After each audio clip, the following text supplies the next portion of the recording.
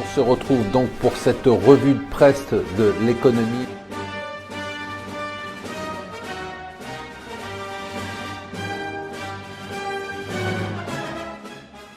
Bonjour et bienvenue sur Mon Financier pour la revue de presse de l'Écho. Nous sommes le lundi 21 mars. Alors, des articles intéressants dans le Financial Times. D'abord, au moment où Andbank, vous savez, ce groupe dont on ne sait absolument rien, remporte le groupe hôtelier Starwood devant Marriott pour 13 milliards de dollars, et bien la Banque centrale chinoise dit attention, les groupes chinois sont surendettés, on ne sait même pas comment ils font pour faire leurs acquisitions à l'étranger.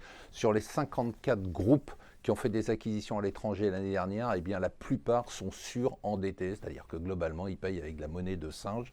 Pas grave pour Starwood, dans quelques temps Andbank fera faillite et puis Marriott pourra les racheter à la casse. On a eu exactement la même situation dans les années 80 avec les entreprises japonaises qui partaient à la conquête du monde et qui sont vite retournées au Japon. Ça va mal pour Cameron puisqu'on a des démissions maintenant dans son gouvernement. Il est clair qu'il y a une rupture au sein de son gouvernement entre les pro-Brexit et les anti-Brexit. L'accord avec la Turquie, pour l'instant, nous dit le Figaro, c'est pas tout à fait ça.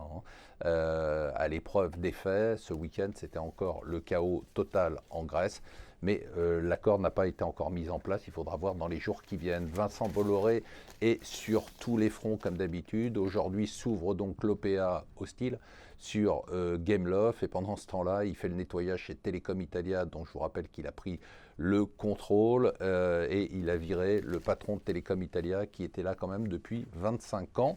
Au Brésil, en parlant de chaos, là c'est vraiment le chaos mais total. Alors pour vous rappeler ce qui s'est passé, Lula avait décidé de rentrer au gouvernement pour essayer d'obtenir l'immunité. On s'est aperçu par des conversations qu'on a pu entendre entre lui et la présidente Rousseff que finalement tout ça a été fait pour l'immunité, absolument pas dans un le but de sauver le pays, bien évidemment, enfin ça on s'en doutait.